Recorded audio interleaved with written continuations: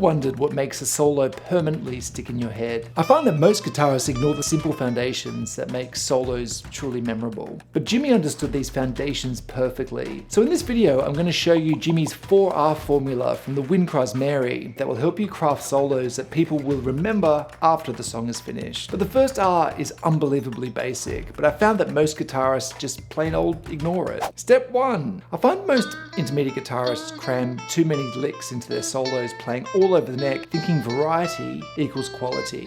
But the human brain doesn't work that way. We need patterns to create memory. In the same way that this pattern will be a lot easier to remember than this random collection of shapes. What's this hidden power that your solos might be missing? Listen to the first section of the Wind Cries Mary solo.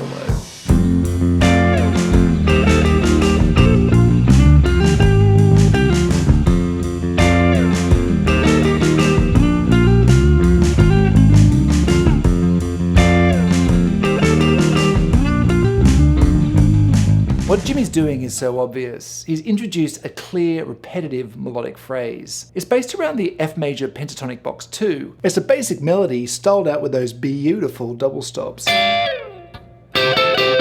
resolving to the root note of the scale. The second time he plays it again, this time with a slight variation at the end, but once again resolving to the root note of that scale. And the third time, he doesn't resolve to the root note. And this creates a little bit of tension. Jimi is simply following the first 3 steps of the world's most famous melody format. Ba-ba-da-ba-ba-ba, ba-ba-da-ba-ba-ba, ba-ba-da-ba-ba-ba-ba. It's your birthday. And this is the power of repeat, the first R in our formula. It's a fundamental concept that less experienced guitarists simply just don't use enough. But I would suggest at least try this repeat trick. It's really going to help you out. But now that Jimi has established this pattern and created tension, watch how he takes us deeper with the next R in our formula. After establishing a melody, many guitarists hit a wall. They either repeat the same idea until listeners tune out, or jump suddenly to something completely unrelated, which breaks the musical flow. What if every note you played felt perfectly connected to the music beneath it? So let's hear it.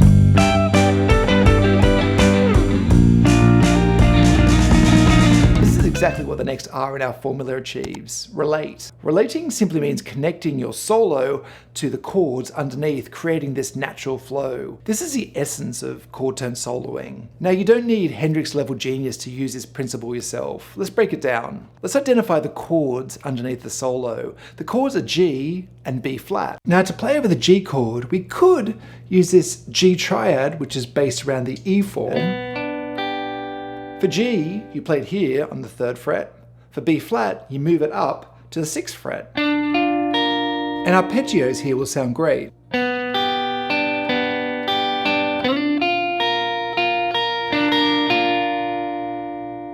If you're ready to take things a step further, if we take this G up an octave, and we're playing here on the 15th fret, you can see that around this shape is that pentatonic box shape. Jimi noticed this too, allowing him to add extra notes to this triad for more variety. And then when he plays the B flat, by following the chord progression like a roadmap, your solos will feel cohesive, intentional, and musical. To make this even more memorable, Jimi takes it further with this 3rd R, which creates an emotional high point that a listener can't ignore. I find that many less experienced guitarists play all the right notes but miss a certain spark. Listen to what Hendrix does here. Why does this work so well? Jimi's been following these chords like a roadmap. He played G major pentatonic over G, B flat major pentatonic over B flat, so you think he's going to use the D flat major pentatonic over the D flat, right? No. He actually plays a D flat minor pentatonic lick over this D flat major chord. And this minor scale over a major chord gives us this bluesy tension. You need to use this very sparingly, but it works perfect here. And this is what our next R solves, Rise. And here we're at the top of the tension tree. Rise is about creating that perfect wow moment in the solo, one that even non-musicians can notice and appreciate. Now you can create this in your own solos by introducing a lick here. It could be faster, higher up the neck, or simply played with more intensity. And the key is contrast. It should feel like it's a natural peak of your musical story. Let's look at the structure we've built bar by bar. A repeated melodic idea, a chord tone section, and now this high impact lick. But now that the tension has been raised, without the final element, it would feel like the solo is incomplete at the highest point of tension. That brings us to step 4. One of the most awkward moments for guitarists is figuring out how to end a solo. You've played some great ideas, but now you're stuck. Do you just stop abruptly, fade out awkwardly, or just keep speeding up until you run out of ideas? This uncertainty creates this amateur sound, solos that feel unfinished or random. But what if there was a simple trick to instantly make your solo ending sound professional and complete? Let's listen to how Hendrix finishes the solo.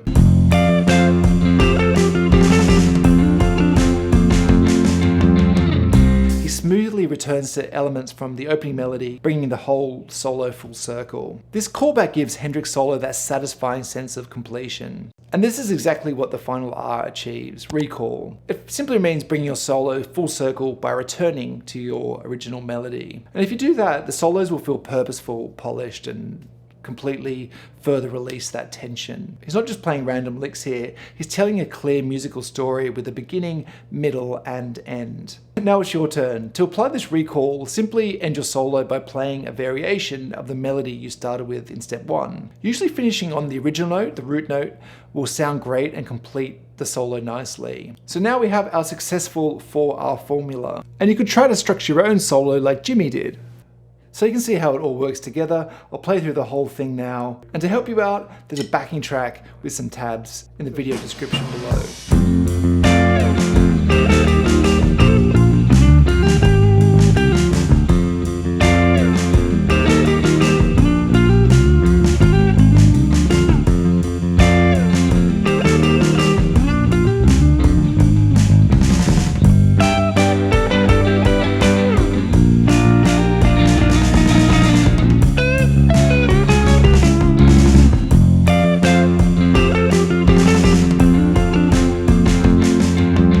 Now, if you want some other ways to create some interesting tricks in your solos, I'll check out this triad trick that Jimi does in this video next.